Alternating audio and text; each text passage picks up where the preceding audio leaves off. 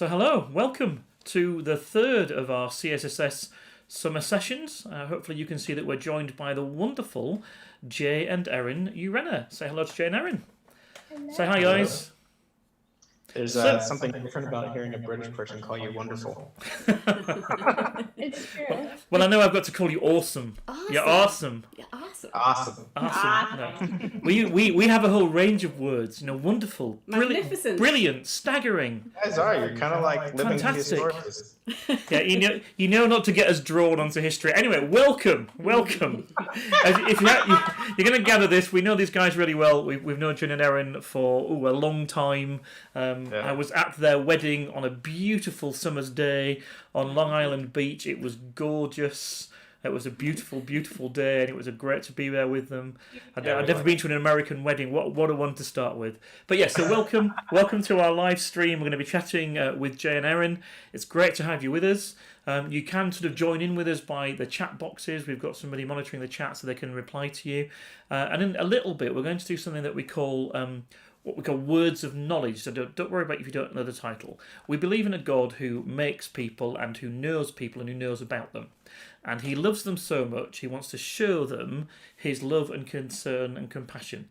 And he knows if there's something going on. If somebody who's watching here has got something wrong with their, left ankle or something, he knows that. So we ask him to tell us so that we can share it with you so you know how good he is. And then we'll pray for you, and we've often seen people being healed. So probably in about sort of 5-10 minutes, we're gonna give out some of those what we call words of knowledge, and they'll just describe maybe something physical or something just practical or emotional, and we'll share those with you. And then if you reply to us on chat and say, yeah, you've got one of those, we'll pray over you and expect to see God do what he always does, which is show that he's amazingly good. So that should be a little bit of fun later on. If you're new to us, do subscribe to the channel, because then you find out when things are happening and you know what else is going on. And we'll go from there. So we are joined by Jay and Erinn Urena, who do all sorts of wonderful things. They are BSSM, Bethel School of Supernatural Ministry alumni. They're planting a church, but a bit of a different church. The sort of church I like, with lots of food and coffee and maybe even some beer, but we're not going to say that live, are we? Shh! Shh! All sorts of other things. This is going out in England. Yeah. In England, whatever. We're good. We're good with that. I know America's different, but here we're good with all of that. So you're going to hear quite a lot more about them. And they've got a wonderful little boy. And they've got number 2 on the way. We were admiring the bump before you were all like, don't show now, we're not going to do that. No, that would be inappropriate. So we're going to be going through some questions and going on from there. Okay, so my love, I think you're starting. Yeah, so obviously you were students at BSSM. That must have been an amazing experience. But what motivated you to do a school? Why did you kind of up sticks? Because for you, Erinn, you went from Canada to Reading, and from Jay, literally the opposite side of the country. So why you didn't just do 1 year as well? You ended up doing 3 years there. So why did you do 3 years? Do you want to go first? Our reasons are pretty different. Which just shows there's a wide range of reasons to do a school. Yeah. Why don't you start first? You want me to start? Yeah, go ahead. All right. So I chose to go to Bethel without really knowing anything about Bethel. I was in my senior year of university out in New York. I went to a college and seminary called Nyack College. It's a Christian Missionary Alliance school. And I had started getting into this band called Jesus Culture, and just kind of stumbled upon the fact that they were based out of this church called Bethel. And at that time, a book called Supernatural Ways of Royalty and a book called Culture of Honor had just started kind of circulating around some groups that I was around. And I thought, wow, these guys are really good too. They're writing a lot of really wise things, and look, they're also associated with this place called Bethel in this little town called Redding, California. And I had never left New York other than to do 1 year of school in Pennsylvania, which, for those of you who don't know American geography, it's like 3 hours west of where I'm from, so I might as well just stay home. And I just started praying through and getting this like fire and this urge to want to branch out and do something on my own, do something for myself. do something that would require me to trust the Lord a lot more than I already did. And so I just started this whole process. Honestly, it took me about a year to get out there, and I tested the Lord as much as possible. Of even to like the way I got to check out the school was completely supernatural, because my university ended up paying for me to go out to Reading to check out Bethel. I don't think I'd ever heard that. I didn't realize that. Cool. Yeah. So the president of the seminary at my school is this guy named Ron Walborn, and he actually planted a church out in Reading, and at that time used to do a 2-week intensive course that was a conference that they put on in Reading that was only for graduate students, and I was an undergraduate student. And I got a phone call one day from one of my mentors, and she was like, "Hey, Ron just opened up this trip to Reading, and we were praying, and your name popped up, and you need to get out on this trip." And that was the exact time that I've been praying, like, "Lord, if you want me to go out to Bethel and you want to meet me there, I need you to make a way for me to get there ahead of time to check it out." Come on. And so that's how I ended up out there, and it ended up being a wild adventure.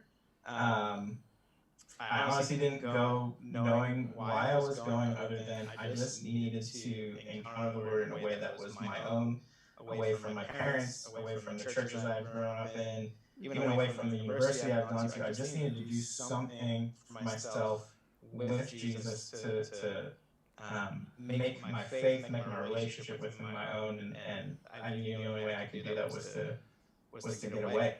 And so I did. And Yeah. there's beauty on day one. We won't go into the things you said to me on that day. That's another story. Erinn. It's another story. It worked out okay. Yes. Yeah, it had a fairy tale ending. It just didn't have a fairy tale start. Yeah. Okay. So. Yeah. So That was kind of my motivation, and got tons of healing, and it was great. And you both needed to come to Bradford, didn't you? That was part of your relationship journey, was to come. We met you guys. We ended up getting on a mission trip, which was a huge, honestly, probably the highlight of my whole first year experience. To be honest with you, I never left the country. That was the first time I had ever left America. Yep. Yeah. And you guys, and there's something that happens when you do a school and you go through an intense amount of training, and then you get to go remove yourself from everything familiar and see yourself exercise what you learned. Yeah, absolutely. Yeah, we love our mission trips. Every year we send last year to Brazil, to Romania, to Albania, to London, which I know isn't so far. But we see such an acceleration in our students who put themselves out on those trips and sacrifice money and time and all of those things and go, and just God really raises their raises what he does to their expectations, and they come back so fired up. So Erinn, why did you do? Same question to you. I just need to make a volume adjustment. I'm still listening. You keep talking. Absolutely. Like Jay said, our reasons for going were pretty different. I am a born and raised Canadian. I was already kind of on this whole journey with God of risking and traveling and just really learning how to hear God's voice for myself, and taking risks, doing things that may not make sense to other people, but really believing like I heard God, So I'd already moved to a different province, because in Canada they're provinces, not states. And I was working, dream job. I worked at a Christian spa. It was amazing. Made money. Life was fantastic and everything. You sold some weird grassy stuff that you made me drink once. Yes, you did. I did. I remember. Yeah. I made him live with it. I can still taste it. Sorry, go on. It's true. But yeah, I was living my best life in Toronto. And God kind of jumbled everything up, and I decided at that point in time, Bethel, I had known about Bethel for years at that point. I had read their books, and we watched the services online. I had already done a ministry school with Toronto Airport Church, which is now Catch the Fire. So they were doing a worship school in 2011, and back then it was about 3 weeks long. Nowadays it's like a 2-week sort of kind of part-time process thing. Back then it was more of like a full-time, 3-week, intense kind of thing. And so I just really felt like the Lord was calling me to go to Reading for a month. And the big thing was, would my boss let me off work for a month to go to California? And she had no problem whatsoever. She was she's Christian, Spirit-filled, she's a pastor in Toronto, so she was all for it. And so I thought, okay, this is great. And I think it was like January or something of 2011 that I applied and got in, and before the spring was even over, okay, I'm going to go in June and July, and it's going to be great. And I got a couple months out from leaving, and all of a sudden I heard the Lord say, how much do you trust me? Oh, that's like the scariest thing in the world, isn't it? It's like, what? Do you want to come for an adventure? Yeah, exactly. Feel a little bit like Bilbo. Yeah, a little bit of Bilbo. And you did get a ring at the end of it. I did get a ring. But that was BJB. BJB? BJB, yeah, before Jay's beard. There's actually a pretty funny story from first year about my beard, but we won't go there. I heard the Lord say, how much do you trust me? And I went, okay, with all of me, but why? And long story short, he made me quit my job, buy a one-way ticket to Reading, and I had to move out of my house. And I thought I was coming back to Toronto. I thought I was coming back to my dream job. Everything was great, Yeah. And he wouldn't give me any answers. He just said, trust me. And so I did. And I got that one-way ticket. And I got in trouble at the border for that one-way ticket. Oh, really? I didn't know that.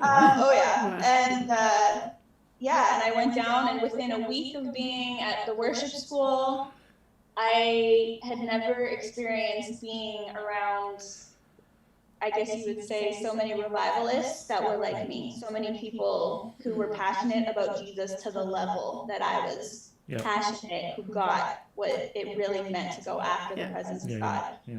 And by the second week, I was already walking through a lot of inner healing and realizing like God was starting to help me figure out what the plan was after I was done worship school.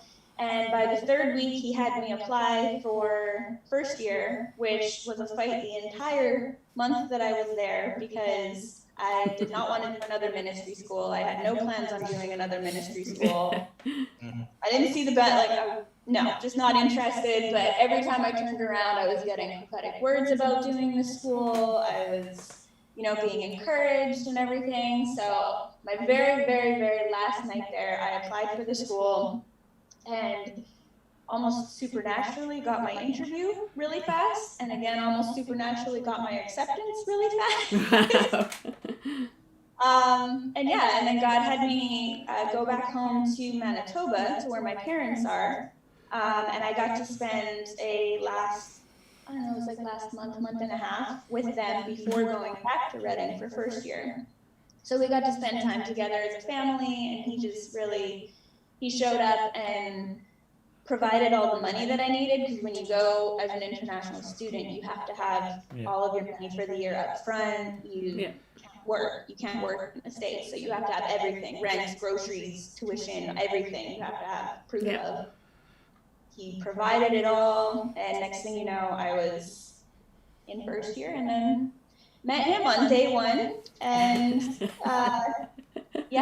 we came to England, and then we ended up actually coming back across country, and we got married. Long story short, we got married. We were here for a couple years. Here's New York. Yeah, here's New York. Long Island, yeah. Yes. And then God called us back to Reading in 2015. Mm-hmm. And that's when I did second year. And that's a whole long story in and of itself, too. But I ended up doing second year, and then the following year I did third year. Jay did second year, and then he did third year. And then we just hung out for a year. And then we hung out for a year and a bit, and we were on staff with another church in town there, and it's been incredible. Great. Yeah. Always I remember you moving across and your furniture arriving like 4 weeks after you'd arrived or something. After the horrendous drive. We got a pull-out couch. I think Yes. 1967, and we were living on that couch. It was heavier than anything. The things people do to go to these ministry schools, eh? Okay, so you used a term about halfway through that last answer. You talked about you were hanging out with all these revivalists. And that's a word that sometimes we use, I guess. And sometimes people might think of that and think, oh, that means like Wigglesworth or Whitworth or all these, Whitfield rather, and all these other people.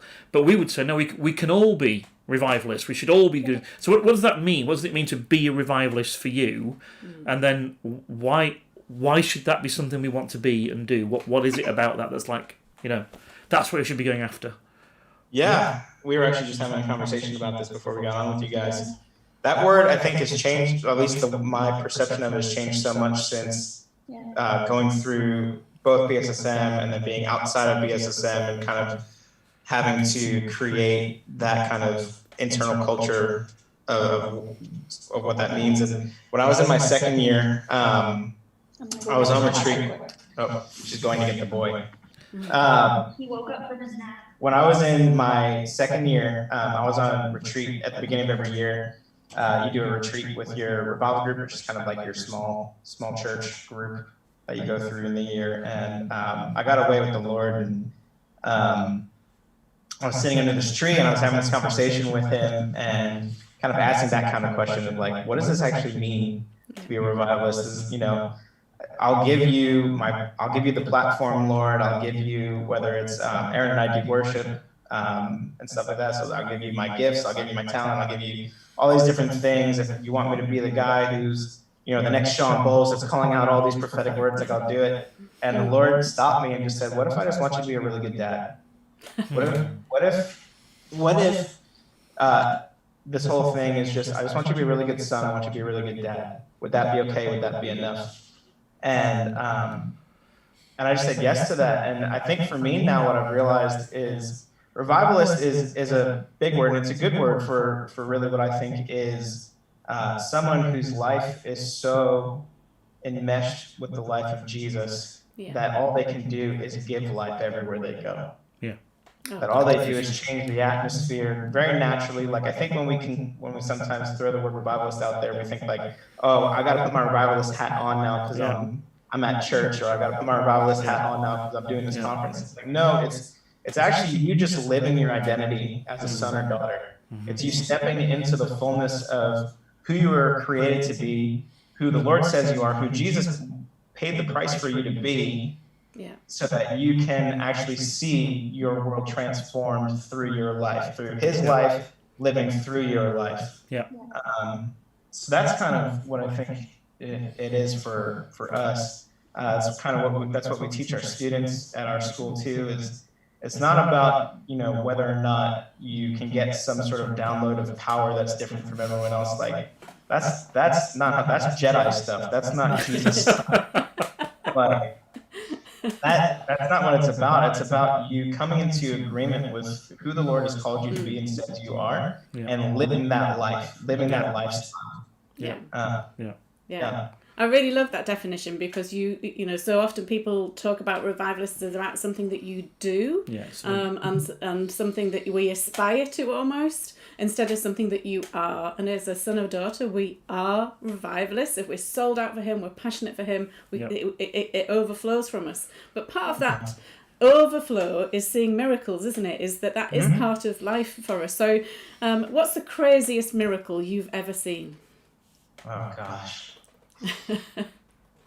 That's such a hard, for me personally, like, I've got so much, I don't want to say this like in a way that sounds weird, but I've so much history. Just as a kid, I grew up in the Vineyard, like back with John Wimber, and like, I think we were both actually at Toronto and stuff too, and then seeing all these other things. I think in the last 10 years though, I don't know if it's necessarily the craziest miracle in terms of like the wildest thing, because I was with my dad once and we saw cancer get healed in this woman who I think she had liver cancer. She was completely yellow and her skin turned white again. Come on. Normal again. But the one that always stands out to me was at Azusa Now.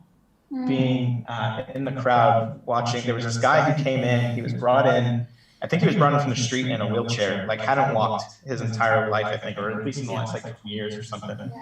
And I was right in the crowd watching. Like this whole group was around him praying, and then those of us who were kind of watching from the crowd, we all had like our hands out, and to see, I think one of the things that happens sometimes when we see like the man of God heal, right, is we kind of look at them as like, oh, they're so gifted and can do this thing. But being in this moment at Azusa now, seeing like 100 people around this one guy, 100 people around one guy, and he got healed, was like, oh my gosh, this is what the church is about. It's not about the one guy on the stage, but if we all came into agreement with, again, who we are, who Jesus says we are, and what we're called to do, like, look what can happen. This guy has been in a wheelchair for 20 years. Wow, come on. Yeah. Erinn, what about you with your...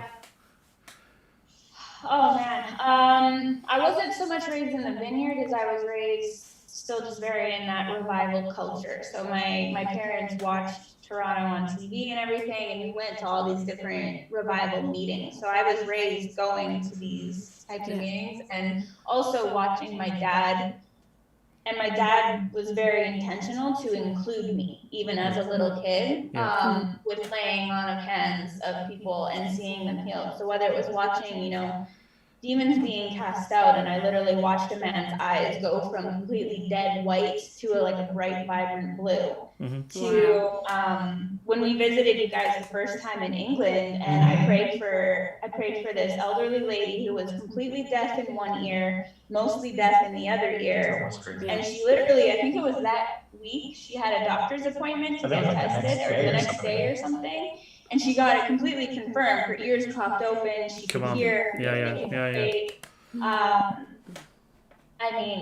Just seeing people get out of wheelchairs, blind eyes open, deaf ears open. God healed a lot of ears on that trip. I think we had two guys and a couple of women when we were there too. Yeah. Come on.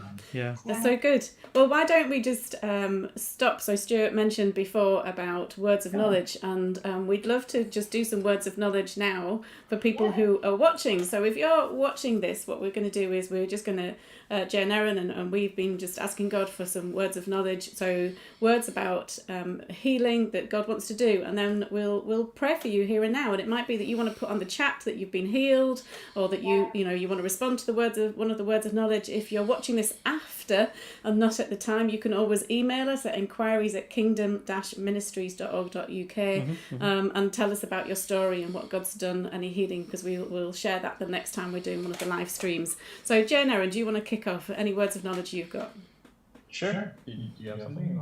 Yeah. The first thing that I saw or felt was, I don't know if there's somebody out there who is having issues. I specifically saw right hand. It could be either hand, but something to do with your right hand, and I don't know if it's arthritis, but there's some kind of a cramping, a pain. You're not able to fully use it. It's not fully mobile. Like, you can't grasp things,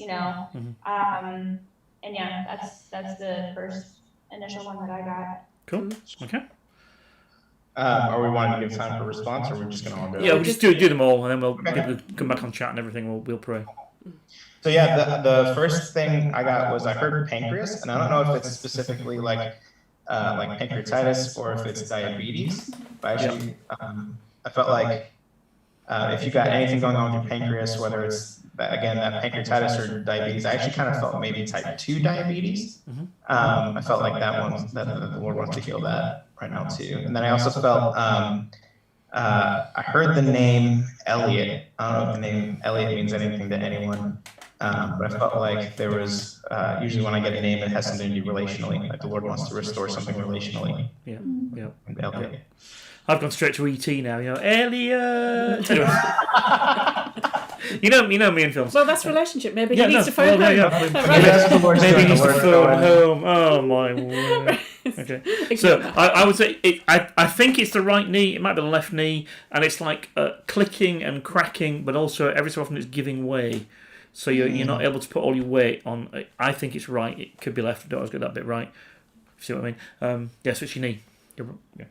Okay, and I got the name Mary, and I felt that was to do with anxiety. I wondered whether it was linked to financial issues, but it may be linked to something else. But it just a sort of mental health, overwhelming anxiety, not just the kind of level that most people will have had in the last few months during lockdown, but that overwhelming, can barely sort of breathe, live, panic attacks, anxiety. So what we're going to do is we're just going to pray for those. If you want to respond to those, then do chat or whatever on YouTube or Facebook, and let us know if you get some healing. So Father, I just thank you that you're a really good God, and we thank you that you want to heal. And so we just declare healing to each of these things, that right now the hand would be healed, the knee would be healed, that Mary's anxiety would just be going down. And we just speak to Elliot and those relationship problems, and that today would be a day of breakthrough for each of these things, whether they're physical or relational, that today would be a day of breakthrough. Thank you that you're a good God and that you heal. Amen. Amen. Yeah. So let us know if you have been healed. Let us know if something happens as a result of that. Yeah. And if you're watching thinking, well, I've never seen anything like this, what we would say, this was the life of Jesus. Jesus is the most normal Christian who ever lived. He's the one that we're meant to be like. And people went up to him and said, I can't see. They cried out on the street saying, I can't see, I can't see. And Jesus stopped, talked to them and said, see. Let your eyes be open, be healed. This is what Christianity should be about. There's a verse in the Old Testament that says, taste and see that the Lord is good. Mm-hmm. And healing is one of the ways he shows us that he's really, really good. So, then we move on to our next question. Again, sort of on that theme of healing. And what we're trying to say about being a revivalist is this is who we are, not something that we do. It's about us being full of him and then pouring him out wherever we go. So when was the... Jay, you know this question because it's usually... Jay, I mentor Jay, and he knows that at the end of the conversation there's going to be 3 or 4 questions that I always ask him. And one of them... Sorry? Would you like me to repeat them? Yes. What book are you reading? How are you? Anyway, so when did you last see somebody healed? When was the last time you saw somebody healed, and what was it for both of you? So we've been doing, obviously, I'm not actually honestly familiar with where you guys are at in the UK with lockdown and stuff, but we're still mostly locked down over here in New York. We have some things that are open, but we moved all of our stuff over to online. So Erinn and I lead a missional community. That's the pub church that Stuart alluded to earlier, called The Porch. And we moved all of our stuff over to online. So we've been doing sort of worship prayer gatherings on Saturday nights and gathering people that way. Just while we have to be socially distanced. And we pretty regularly have people come on asking for healing. And probably 2 weeks ago? I think it was 2 weeks ago. We had this lady that none of us have ever met before. Her name, well, I won't share her name, but she had a ton of stuff going on from, I think she was a cancer survivor. I think she had something going on with her back and all sorts of things. So she just let us pray for her, and she had something with her, I don't know if it was sciatica or scoliosis, something with her back. But while we were praying for her, again, sorry, I need to backtrack. So what we do is we have a Zoom room, and then we broadcast the Zoom room to Facebook. So usually there's like 10 of us that are on there praying, and then people who are on Facebook can respond and stuff, or they can join the room. Yeah. So she was in Facebook, so she wasn't in the room, but we had probably 10 of us praying and just going after healing for her. And as we're praying for her, we're getting in the chat like, oh my gosh, I feel something in my back. Oh my gosh, my back just cracked. Oh my god, pain's gone. Like that sort of stuff. So I think that's the most recent one I can think of. We also had a student of ours come over just a couple nights ago where I equate emotional healing with physical healing, and we went after a ton of just emotional healing stuff with him that night, and that was pretty amazing. Her baby got healed. Yeah, our baby got healed. So our baby, we have a baby due in October, and we had gotten a report, I think at the second or third sonogram, that there was a brain cyst, and they were concerned about there being a brain cyst, and they said it could clear up, but you don't really know, and they wanted me to go for all of this extra testing to find out. If the brain cyst doesn't clear up, then there's a chance that we could end up with a special needs child, which then they started, we were like, we're going to love that baby regardless, but then they start asking you all those hard questions about, are you sure you want to continue your pregnancy, and ask all these things. And I'm all by myself because as of right now with the lockdown, Jay can't be in any appointments with me. So I'm all by myself answering these very intense questions from these doctors. And I'm looking at them saying, no, we have peace. We have peace. We're going to pray. At the next sonogram, it's going to be clear. And at the next sonogram, it was clear. It was clear. Yeah, come on. Yeah. Yeah, so if somebody watching this is pregnant, or you know somebody's pregnant, then take that testimony and release it over them. If they're having problems with their baby and they're being told negative stuff, just release that over them right now. So obviously you were in this bubble, we'll call it the Bethel bubble, as a student for a few years, and then you left it. How have you managed to keep on nurturing yourself and keep on growing as a revivalist? How have you kept it going? Well, you get Stuart to mentor you. Good answer. No, but honestly, the big thing, we actually came with a couple of people who we had a relationship with that were either from Bethel or from the church that we were a part of out there called the Stirring, and they actually moved out to New York with us. And I think the thing that we notice the most that you miss when you leave, it's not actually the church or like all those gatherings, because they do stuff online you can watch. It's the community, it's the people that you're with, and it's not the same watching online or whatever, but the people that you surround yourself with, you're with all the time. So that's the thing you miss the most. And so the first thing I would say that we identified pretty early on was being planters, doing something different is lonely. So you got to surround yourself with people that give you life, people that encourage you, people that are like, not necessarily in full agreement, but that are like-minded, that are chasing the same things. And if you don't have those in proximity, find them. Whether that's, we stay in touch with a lot of our friends in Reading and still run with them as much as we can. We've got two of our best friends are in Australia. We run with them as much as we can. You can't. Being intentional. Yeah, you got to be intentional to surround yourself with community. You can't isolate. You can't fall off the bandwagon with that. And then the other thing is, just because you leave a bubble doesn't mean your discipleship journey ends. You are a disciple for life. So do the things that grow the disciple in you. So, for me, for example, that's I listen to a lot of podcasts. So I listen to the Bible Project podcast, which is really good. Really, really phenomenal. Tim and John are just amazing. Absolutely. I listen to as much N.T. Wright as I can. I download a ton of sermons from Bethel and from some other speakers that are all over the place as much as I can. And anytime I'm in the car, and Erin's not, because that's not her gig, that's what I'm listening to. That's what I'm filling myself up with. Kind of changing the way even I've looked at prayer in the past, of having to have like, this is my prayer time. No, my lifestyle is prayer. I'm always in prayer. I'm always in communion. Making sure that the Lord is not just like a 15-minute part of my day, but He's part of my day all day. So for me, that's so community, feed your soul, be in communion, I think, are the three things for me. Erinn, do you want to add anything? What is there to add? So my answer, so there's that. You can answer first next time. We'll make him follow you next time. I'm from New York. I talk a lot. I would say for myself, it very much has to do with being very intentional with your community, even like whether it's the community that you have here or whether it's community, in close friends, and like covenant friends that you've made wherever they are around the globe. Like you said, a couple of our best friends are in Australia, so we have to be really intentional because there's a big time difference. So if we want to hang out, if we want to get together with them, you have to be very intentional about setting up a Skype or something,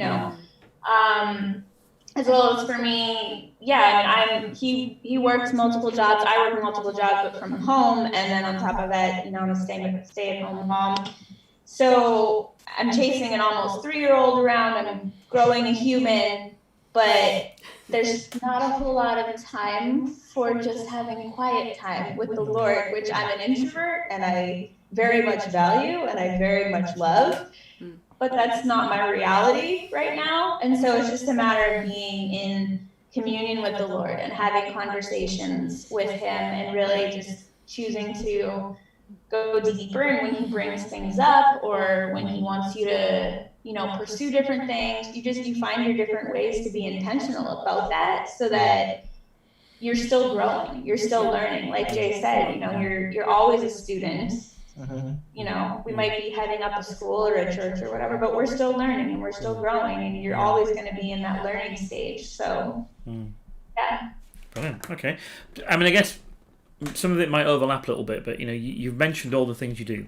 You're doing this plant with the porch. You've been having you've been helping run a conference. You've got Judah and another one on the way. You do all these things. But with the call that I've been speaking to you about a long time over your life is that you're leaders. That you were, and I remember I've actually written it on here saying, you're young leaders. And I remember saying to you 3 or 4 years ago, you're not young leaders. You're leaders. You've been leading all your life. You've got lots of experience. So how do you keep growing as leaders? What is it that makes you strive for the next thing as a leader? And Erin is going to start this, and Jay is going to be quiet for a moment. Can you do that? I will do. I guess I failed already. Yeah, the word that just comes to mind is pursuit. So if that looks like pursuing mentors who can speak into your life, who can challenge you, because it's one thing to be surrounded by peers or even by the people that you lead, but they can't necessarily, challenge you. So there's got to be someone who is, for lack of a better word, like above you, that can actually challenge you, who can call you out, who can say no, who can speak into your life that you're going to listen to because you value their voice, you value whether they're a mother or a father in your life, so being in pursuit of those types of relationships. And the book by Bill Johnson constantly comes to mind, and I find myself picking it up every once in a while, even if it's just to read a page or something, but it's Strengthen Yourself in the Lord. Oh, classic, absolute classic book. Yeah, and that was a book that they had us read at the end of first year, and that was a lifeline for me, because leaving first year and not coming back for second year immediately, not even knowing that I would ever be back for second year, so you're leaving that Bethel bubble, but not even knowing that you're ever going to be coming back. It's a little bit of a culture shock when you're surrounded by people who always think the way you do or going after the same things that you are, you're very much going after similar things. And then you go back out into the real world and all of a sudden you're finding people don't always agree with you. And you're finding, I have to get a real job? What? So just learning how to strengthen yourself in the Lord. And that book has been phenomenal in just reminding you of practical ways to go about that. Absolutely, I've recommended that book time and time again to leaders, partly because of the honesty. I remember hearing Bill talking about it, saying, he said, I'm only ever 3 steps away from discouragement, and I thought, he's saying that. So, all I have to do is think of 3 names, and I can be discouraged. I can think of 3 people where I think I've got something wrong, and I'll end up being discouraged. And this is what I do to get over that. And thinking, well, I didn't think anybody else thought that, I mean, I sort of thought I can think of 1 name and be discouraged. but yes, brilliant book. Absolutely brilliant book. Oh well, okay. So go on, Jay. What do you do to keep growing and developing as a leader? I mean, I think the first thing you got to know when you're leading is the first person you lead is yourself. So. So again, going back to a lot of those disciplines that I talked about being a disciple. So I think we pretty much always have, I think, strengthen yourself before just setting it right up there on our nightstand dresser. So yeah, just being intentional. I think the thing for me that has to always come down to is obedience. So I can't lead something so tightly that it becomes my identity. So holding everything open-handed, making sure that I'm constantly checking in with the Lord, not because I have doubt, but just checking in with, am I in agreement with you? Are we moving forward together? Am I just trying to like plow ahead on my own? And then for me, the thing that tends to, it's actually something I did pick up from Bill too, is when I'm feeling discouraged, or when I feel like I'm just kind of in a rut, or I don't really know where I'm at, is just getting to the Psalms. Just read the Psalms.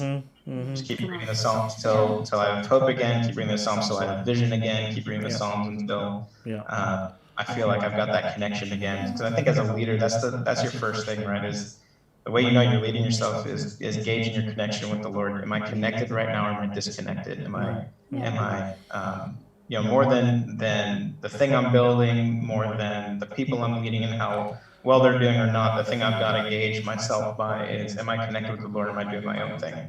I was really challenged to actually listen to the Bible Project podcast the other day, because they talked about how, if you read the biblical narrative of how people, what happens when someone tries to do something on their own, is they turn into animals. And I was like, that's such a good way of looking at it. Not necessarily saying like, you become wild, but just you take, or you just become visionless, like an animal, And so that's kind of my take on it. Yeah, I really. If I can add one more thing, and when you brought up the Psalms, it just reminded me about the importance of speaking to your soul and knowing how to take authority over your soul. And your soul is your mind, your will, and your emotions, and not allowing those to govern you, not allowing your feelings to rule you or to ruin you. That's what I'm trying to say. Because it's so easy to get into that place of discouragement or anxiety or control or whatever it is, but if you can learn how to speak to your soul and take authority over it and say, hey, this is what I'm feeling right now, and this is very real, and I'm going to validate that. This is why I'm feeling it. But I get the final say, and the Lord gets the final say on what happens in this situation. So I speak peace over my soul right now. I speak peace over this situation. I speak, whatever it is that you need. And then you can start to see those situations turn around. Come on. You can't do that, find someone who will do it for you. Good plan. I really love those answers, because actually you've not, sometimes when people answer a question like that, they focus on what you do as a leader, but you've really focused on your personal journey as a leader and leading yourselves and growing yourselves first. And that's the bit that people often forget, and that's where the gap comes, isn't it? If you're too focused on the external and the things that you're leading, then that's when the mistakes happen, isn't it? That's when your focus actually is on the wrong place. But, something Stuart tells me about too, like anytime that I've gone to him and been like, gosh, I'm really discouraged about this thing we're building, he goes, well, Jesus says he'll build the church, you build yourselves. Well, we speak that to, as you know, we're church leaders of a small church, and we regularly say that to ourselves, don't look at the numbers. Remember, he says, I will build my church. What we've got to do is seek first his kingdom. So keep our eyes focused on that. It's a Father's good pleasure to give you the kingdom.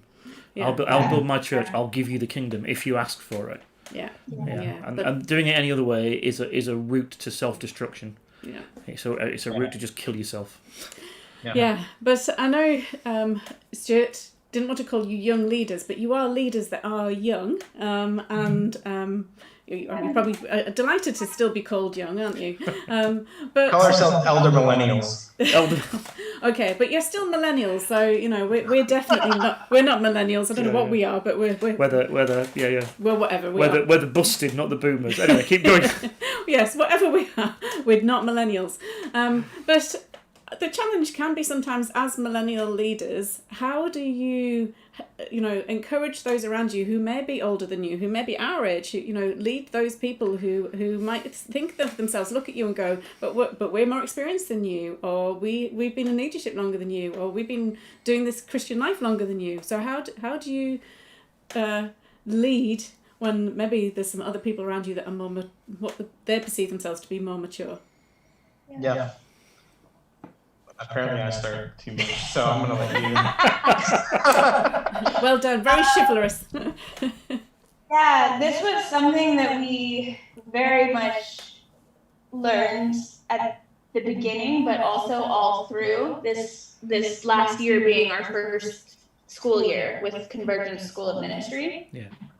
Hello. Hit the wire. And that was very interesting because, we started out with 8 students and more than half of those, all but 2, were older than us. Mm-hmm. They all come, even the ones who were younger than us, come with their own giftings, their own talents, their own spiritual gifts. There's a couple of them that, they are intercessor mamas. It initially even intimidated me a little bit because they knew how to call on heaven. They pulled heaven down with their prayers. And actually, I was even on the phone with one of them today. And at the end of the call, she just spontaneously starts praying over us. And I was just like, oh, she's calling all of heaven down on our behalf. This is amazing. But I think it's just a matter of, again, kind of going back to something that we talked about earlier, is as a revivalist, but ultimately as a son or a daughter, knowing your identity, walking in your confidence, knowing that I still have something to give. I still have something to share and to impart, release, whatever the word is. And I can just as much learn and glean. I can still, learn from them. But the fact that, for instance, with these people coming into our school, they're intentionally coming because they want to learn from us and our experiences. So there's a reason. So it's a matter of just walking in confidence, not in arrogance, not in snobbiness of, oh, I've been to all the places and done all the things, but just walking in confidence, knowing that what you carry is enough. Yes. And, at the same time, I think it's also just very realistic to realize that everybody has blind spots. Yep. As well. So you might be a really, really high up leader and, you got it all figured out, but you don't. So there's always areas of growth for everybody, Yeah. Come on. Yeah. Cool. Yeah, I think you hit most of it on the head. I think if you're intimidated by someone who is more gifted or older than you, it's just your insecurity showing up. Like, I love how in Matthew 18, Jesus is asked by his disciples who's the greatest in the kingdom, and the way he first responds is by bringing a little kid over. Yeah. So clearly, it's not about necessarily an age thing. It's an identity thing. So and I think if you're a good leader, you're not intimidated by that. It's because that's also an opportunity for you to learn from someone who's older, who does have more experience. Yep. So there's the reality that, like, for us in the school setting, we do have a different responsibility in the room. We have a different authority in the room because of that, and what our intentionality is towards our students and that sort of thing. But just because one of our students might be 65 and we're only in our 30s doesn't mean that we also aren't in a position to learn from them just as much as they're in a position to learn from us. It's not, I think for me, when I look through scripture, there's really like a few limited examples of positional authority in terms of, like, I am the boss, you respond to me, as much as it's really the example that's given, especially when I look at Jesus and the disciples, is relational authority. Like, we have a different way of leading, I believe, as Christians, that's rooted in relational authority. It doesn't mean that someone doesn't have authority or someone isn't, responsible for certain things getting done or carry a different weight on their life or that sort of thing. That's all true. But in terms of what is the intentionality behind leadership? Well, if it's relational, it's to grow each other. If it's positional, it's to, have a hierarchy of roles. And I just, for me, I look at it as more, my job as a leader is to grow you. Like I heard Bill say once that my role in how I carry my influence, my authority is how well I give it away to bring other people up. Yep. Come on. Yep. Well, the real role of leadership should be we want our ceiling to be other people's floors. Yeah. I'm a father. I want my children to go further, faster than I've ever dreamed of. Right. I don't want them to be limited to my experience. The whole point is to release them and let them see and do more. It's what we want for you guys. It's what we want for everybody. Yeah. And that's different just because I'm in my 30s and you might be older than me. Like, if I'm leading you, that's my goal. Yeah. Absolutely.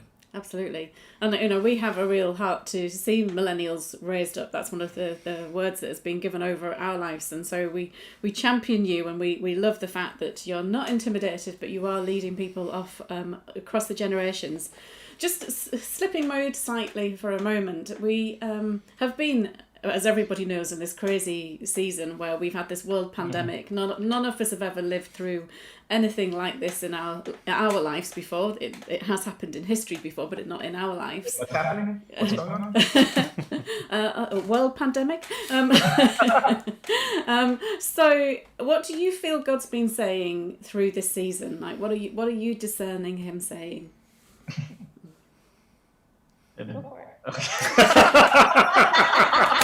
Wow, you have literally been thrown under the bus, haven't you? That's off you go. Gosh. I think he's been saying a lot, I think for us, right off the bat, and something we're still, praying into, and I think it's just what's happening now is obviously, I think, church as far as the function of church is different, which is something that we felt for a long time as far as, I think we've idolized our buildings for a really long time, and being forced to be removed from our buildings.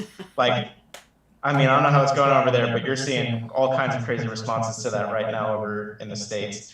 And the beauty in it, in that alone of being removed from the buildings, I think there's two things. I think one, I think the Lord wants to encounter people in their homes. I think he's really been highlighting homes and families, saying, it's not that the Sunday gatherings or those sort of things are bad, or that they've lost their purpose or that sort of thing. I just think the intentionality is a little bit different now, to where it's got to move from Sundays to every day. It's got to move from encountering Holy Spirit in a building at 10 a.m. after you've had your over here your bagels and coffee, to my kids are encountering Holy Spirit on Monday, Tuesday, Wednesday, Thursday. I'm encountering Holy Spirit Monday. Like, we're encountering it as family. There's not the separation. The adults go to this room, the kids go to this room, and we all have these different experiences. Like, I just feel like Holy Spirit is wanting to encounter people in their homes. He's wanting to hit families, and that's really exciting for me. And I think the other part too is in the confinement of a building. I think the church has been too quiet for too long in terms of being out in the streets doing stuff, being out of the church, being the church. Whether that's seeing people healed, or practically meeting the needs of the poor, or preaching the gospel, or whatever that is, just being the church outside of a building. Like, your church is not your building. The church is the people. The church is the bride. Jesus isn't coming back for a building that can seat 3,000 people. He's coming back for people. Yep. Come on. Yep. Yay. Absolutely. Preach it. Come on. So that's kind of, I think the other things. I think Holy Spirit's wanting to fill homes, and I think he's wanting to fill streets. Come on. Yeah. I really like that. One of the things, the Facebook post that I saw right back at the beginning of lockdown, was a lot of people posting the church has left the building, and I was like so sad, because I was like, the church was never meant to be in the building. If you think the church was in the building, you've missed the point of church, because that's not what it's about. Church is this what we're doing now. Church is us being real with our neighbours and living our lives so that our neighbours encounter God. The church is not, it was never meant to be some building or some structure or some denominational structure. It's real life with Jesus, where we are. So when the disciples encounter Holy Spirit on Pentecost, what happens? He fills a house, and then they fill the street. Yeah. Yep. Come on. Love it. Wonderful. Erin, do you want to add to that now you've had some time to think? Being an introvert, I knew that's what you were doing. Yeah, absolutely. Yeah, it's been very much, I mean, obviously, being married, we're on the same page with a lot of this stuff. But for me, it's been very... Good job. It's been very... Yeah, it's been very eye-opening to really see where people are at when they get pushed outside of their comfort zone.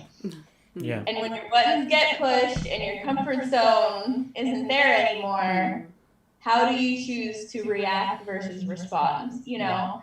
And so for us, I mean, it's never really been about, hey, let's plan an event and go treasure hunting, and we're gonna like have an event and we're gonna do a thing and we're gonna go out together. I mean, that's great to have like an organized thing, but it's more about, let's just bring Jesus with us on our everyday life. And if we're going out to get coffee, or if we're running out to the grocery store and all of a sudden you feel like Holy Spirit's highlighting that lady at the end of the aisle, go and talk to her, you know, just try to be intentional with the one that's in front of you, you know. And then as well, I know when everything first initially started to go into lockdown and pandemic was really kicking off and nobody knew what was going on, and everybody and all the prophets and everybody are trying to get answers, and I'm going to God going, what is going on? What is happening? And the world is going crazy, and you know, you're just going crazy. And I realized I'm not responsible for figuring out the answers for everybody. And for years now, since at least 2015, I want to say, at least, the two words that kind of define my relationship, prayer life, responsibility with the Lord is lean in. And I am just responsible for leaning in to Him for me and for my family. And that's it. So that means when I go on Facebook and I see all these crazy headlines and I see all the news things that are going on and I see like, you know, the whole world breaking out of everything right now. And I'm very much a, you know, prophetic feeler, knower type of person. So I get a lot of prophetic insight into stuff. But at the same time, I'm not responsible for any of that. I'm responsible for me. I'm responsible for my family, keeping my peace, keeping my son's peace, you know. And so I'm just going to lean in and I'm going to hear what He's speaking to me now. Come on. Keep it simple. Just keep it simple. Yeah. And if Facebook and Instagram are stealing your peace, delete them. It's not worth it. He did it. I did it, and it was amazing. Just delete it. It's not worth it. Too many competing voices. I'll just do what I do and forget they're even there in the first place. Stuart doesn't post on his Facebook. I post on his Facebook. Something appears, I'm like, where's that come from? I didn't say that. Anyway. He's very wise. Yesterday about apparently in the States we have a coin shortage right now. Yeah. I had no idea. My life was great. Oh, what, a coin or a corn? Coin shortage. It's your New York accent's just showing a little bit. My coin. Your coin. Your coin. Oh, we got it. Your coin. Please. Your coffee. Last question before this just gets any worse. So you this has been meaningful. It's been very meaningful. So you run a supernatural. You went to a supernatural school. You run supernatural school, Convergence School of Supernatural Ministry. What would you say to somebody who's either thinking about joining a school, or is like, oh no, now's not the year, and is very hesitant? What would you say to somebody? And I guess and why do a local school? Because we've said there's lots of things online. Why do one that's where you are, sort of thing? What would you say to those? Well, I guess there's like 2 or 3 questions in there. You know me. I like to ask you lots. I think for me the first part of why you want to do a school or why should you do a school is if there's any part of you that we all only can grow so much on our own. Yeah. Whether you've been through seminary or you've been a believer for a month, there's always going to be a point where you just there's only so much you grow on your own. And really, what a school does is it gives you not just a place to learn; it gives you a community to learn with. Come on. I think that's super important because, I mean, even with some of the online stuff that we're looking to move towards, you know, the big thing that you get when you move on to a school as opposed to doing like a Udemy course or something like that is you've got a community that you are growing with, and there's some exponential that happens when you are with people with the same purpose and the same vision for their life to grow in their identity, grow in their understanding of Jesus, grow in their, you know, their function as believers. So where there's an encouragement there, there's a vulnerability you get there that you don't get really in any other atmosphere. And vulnerability is a catalyst for growth, like nothing else. And I think that's probably the big thing you're going to get out of that is you just can't grow more on your own. You need to be around a community that's doing it and be around leaders who are equipped and carrying authority in it. And what I mean by carry authority is like they've paid the price for it. Like they've paid the price to do it and are giving it away. It's super important. And I think the reason to do it locally is, as opposed to like if you were going to go to Reading or something like that, is Reading has its own culture. Everywhere you go is going to have its own culture. And when you're doing it with people that are in your culture, there's it's just different in how you understand each other, you understand what your community needs, you understand what your region needs, you understand the history of it.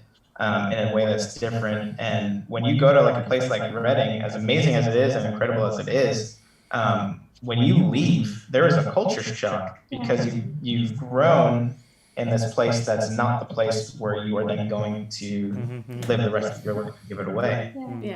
You know, so when you are able to do that in your local community, I just think there's an increased authority then that you get in terms of what you are then able to jump right into and speak into and birth into your community.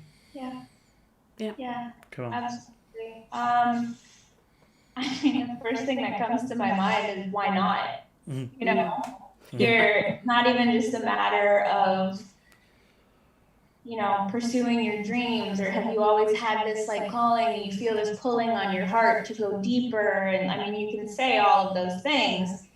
But especially when it comes to something, like if there's something local, for instance, like for you guys being in Bradford, with us being on Long Island, you know, there's nothing else really like this here, like right here.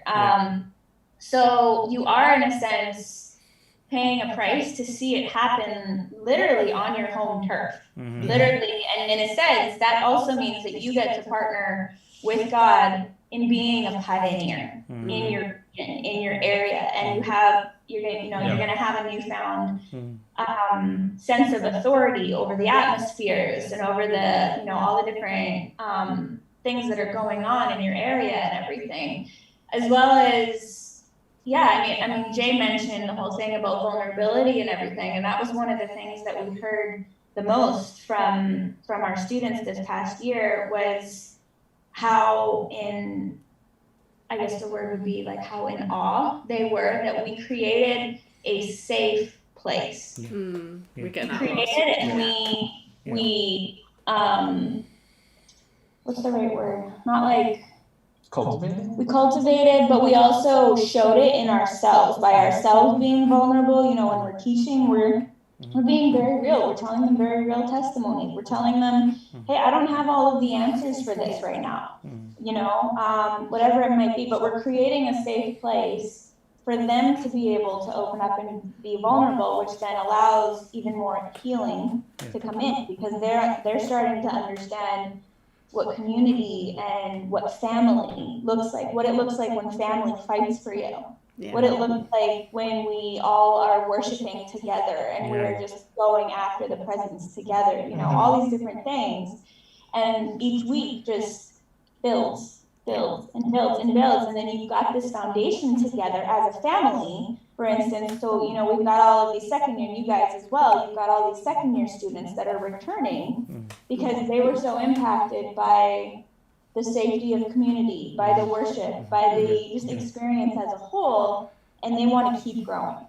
They want to keep going. They want to keep diving deeper into what God has for them, regardless of age. They could be 70s, 80s, they could be, just graduated high school, whatever it might be, So I think I think oftentimes people who are on the fence or procrastinate or say, oh well, maybe next year, or usually those people just don't have vision for their life. yeah. Because I think when you have, I'm just being honest, usually they just don't have vision. Because if you have vision and you know that, if I pay this price for this season, because that's the thing, school is a season. It's not the rest of your life, it's a season. What you're doing is you're paying a price in a season of time of your life to grow more into who you are. Yeah.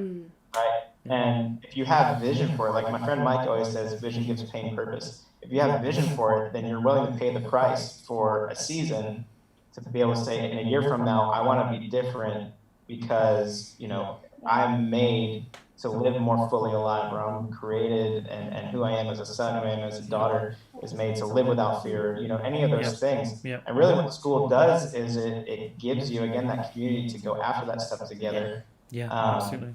So if you're out there on Facebook land and these guys are doing this school and their school, we've been there, we've broken there. It is.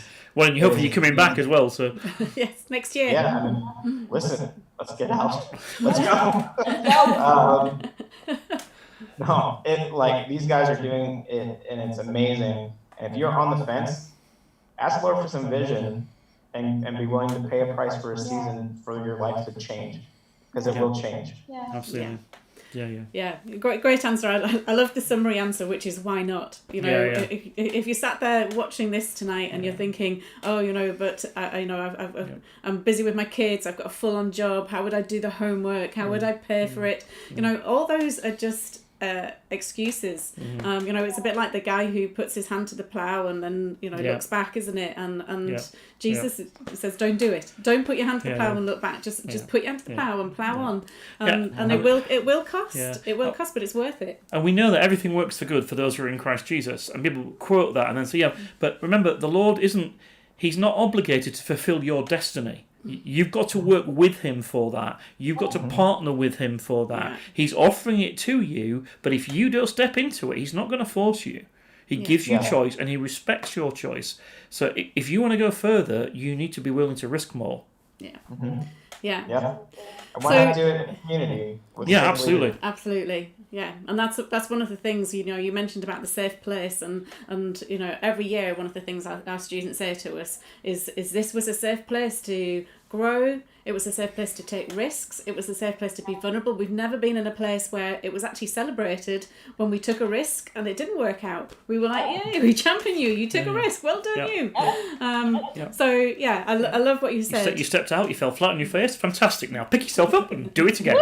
But remember, you're a son or a daughter. Absolutely. And you're still a son, you're still a daughter, you can do it again, because he's still good and he's still got your back. God never... Well, I mean, none of us as parents that are not anywhere near as good as God would say to one of our children, when Judah falls over, you don't go, bad boy. You love him and you pick him up again, you dust him off and he runs off, for another try, doesn't he? And it's the same with us, with God. He wants us to take risks, but a lot of us have learned in church to be very risk averse. So we create this very safe place in school to take risks. So we can, and Judah wants to go to infinity and beyond. That's a good call for discipleship, really, isn't it? He's all about Buzz Lightyear. Oh, I know. And I love that phase. I remember our boys being in that phase a long time ago now. So I love how the Hebrew concept of testing and risk taking, their concept of test wasn't pass or fail. It was in the testing you're revealed. Right? So risk taking is about revealing what's within you. Whether you fall on your face or you fly, it's about revealing what's within you. And such a safe place to be. Yeah. Absolutely. Yeah. No, that's great. That's a wonderful place for us to kind of start wrapping up today, because we're coming to the end now. So if you've been watching this and you would like to know more about the school, so it's Celebrate School of Supernatural Ministry. We've got a website, www.celebratesupernaturalschool.org.uk. If you go on there, you'll find out about our online course, our live course. We do an evening course that'll be starting again on the 1st of October. We run a daytime school as well. If you want to, have an all-out year with God, then sign up for the daytime school. That'll be running live in September onwards, from the 29th of September onwards. We will be taking applications for that during the summer months. So if you're sat there thinking, why should I do it? Well, I would just say, why not? Echoes Erin's words and say sign up. And if you're watching this in America and you're on Long Island, you should be signing up for their school. Yeah. So but if you sign up for our school here in the UK, you get this T-shirt as well. Ooh. Yeah, different colours are available. If you sign up on Long Island, you get this calamine lotion. Stickers. Yeah. So if you want to know more, we do have leaflets. You can always email us for that leaflet, or you can look on the website. We've got a Facebook page, we've got the YouTube channel, CSSM Livestream, that's got loads of videos and other things that you can find out and look about school and why we run the school. Our next live stream, we're giving you a little bit of break over August, because I know many of you will probably be going on holiday. So our next live stream They is... hope. Well, yes, who knows whether we're in lockdown. We're in a very funny phase here in the UK. We're kind of coming out of lockdown, but then they keep putting in local lockdowns, and then you can go on holiday. No, you can't. Spain, no. Anyway, don't do Spain. Go camping. That's what we did. And while you're camping, sign up for school. And on the 3rd of September will be our next live stream with Tim and Sue Eldridge, who are UK-based revivalists who have really run with God here. They have done some amazing stuff, and we're going to be speaking to them. They're really... If you've enjoyed Jay and Erinn, you will enjoy Tim and Sue. They're another live wire couple, full of fun, full of enjoyment, full of God and full of His presence. So 3rd of September, we've got Tim and Sue. 10th of September, we've got Steve Backlund from Bethel. So if you want a bit of hope in your life, then come on that one. And on if you want to learn to laugh at lies, come and hear Steve Backlund. He's amazing. Hope injection from Steve. And then on the 17th of September, we're going to be interviewing some of our students who've been doing the school this last year, and just finding out from them, what did they get from it, and why did they do it. So that's in September. The first 3 Thursdays in September we'll be doing that, and then that will be shortly before school itself starts again. So we just want to sign off and say thank you for joining us. Do let us know if you got healed and any of those words of knowledge earlier. Thank you for joining us on YouTube and on Facebook. And so thank you, everyone, and we'll see you on the 3rd of September. Goodbye. Bye.